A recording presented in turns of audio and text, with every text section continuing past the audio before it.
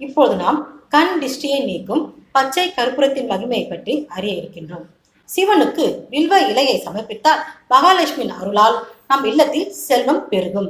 அதே போல் அம்மனுக்கு பால் அபிஷேகம் செய்தால் குடும்பத்தில் மகிழ்ச்சி உண்டாகும்.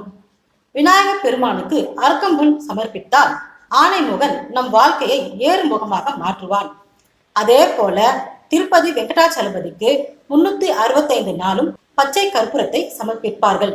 ஏன்னு தெரியுமா? எந்த தோஷமும் எந்த கந்திஷ்டியும் அண்டாமல் இருக்க, அத்துடன் மகாலட்சுமியின் அருள் பரிபூர்ணமாக கிடைக்கும். அதனால் நம் இல்லத்தில் பச்சை கற்பூரத்தை தண்ணீரில் கலந்து இல்லத்தில் தெளித்தால் கண்டிஷ்டி நீங்கும், சகல தோஷங்களும் நீங்கும். தோஷங்களும் கண்டிஷ்டியும் நீங்கினாலே வாழ்க்கை செழிப்பாக இருக்கும். சமையல் அறையில் இருந்து கொண்டு இதை செய்யாதீங்க. என்ன செய்யக்கூடாதுன்னு கேட்குறீங்களா? சொல்றேன் கேளுங்க. சமையல் அறையில் இருந்து கொண்டு யாரையும் சபிக்க கூடாது, அழக்கூடாது, தண்டக்கதை ஊர்க்கதைன்னு பேசக்கூடாது.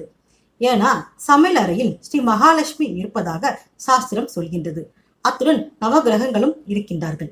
ஆம், மகாலட்சுமிக்கு பிடித்த நெய், சர்க்கரை, உப்பு இவை சமையல் அறையில் உள்ளது.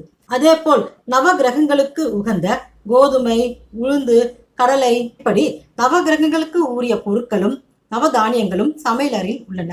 ஆகவே சமையல் அறையில் ஸ்ரீ மகாலட்சுமியும் நவகிரகங்களும் தேவதைகளும் இருப்பதாக சாஸ்திரம் சொல்கின்றது.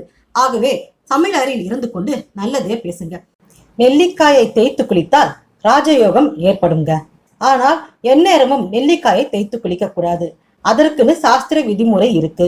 நெல்லிக்காயை எந்த கிழமையில் தேய்த்து குளிக்க கூடாதுன்னு முதல்ல நம்ம தெரிஞ்சுக்கணும். அமாவாசை, பௌர்ணமி, ஞாயிற்றுக்கிழமை, நவமி, தசமி போன்ற நாட்களில் நெல்லிக்காயை தேய்த்து குளிக்க கூடாது. சரி, எப்போதான் தேய்த்து குளிக்கணும் கேக்குறீங்களா? ஏகாதசி அன்று நெல்லிக்காயை தேய்த்து குளிக்கலாம்.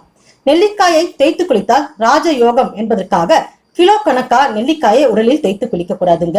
மிளகு அளவு எடுத்து உடலில் நெல்லிக்காயை தேய்த்து குளிக்கலாம். சரி, நாம தான் ஏகாதசி அன்று நெல்லிக்காயை தேய்த்து குளித்து விட்டோமே, இனி ராஜயோகம் தான் என்று காலாட்டி கொண்டு டிவி பார்த்து கொண்டு இருந்தால் நிச்சயமாக ராஜயோகம் ஏற்படாது. அதற்கு ஏற்றது போல் உழைக்கவும் வேண்டும். இப்படி சாஸ்திரப்படி முறையாகவும் அதற்கு ஏற்ற போர் உழைப்பும் இருந்தால் நிச்சயம் தெய்வத்தின் அருள் நமக்கு பரிபூர்ணமாக கிடைக்கும். இதுபோல் இன்னும் பல பயனுள்ள தகவல்களை அறிய நிரஞ்சனா சேனலை பாருங்கள். என்றும் நிரஞ்சனா சேனலோடு இணைந்திருங்கள். நன்றி, வணக்கம்.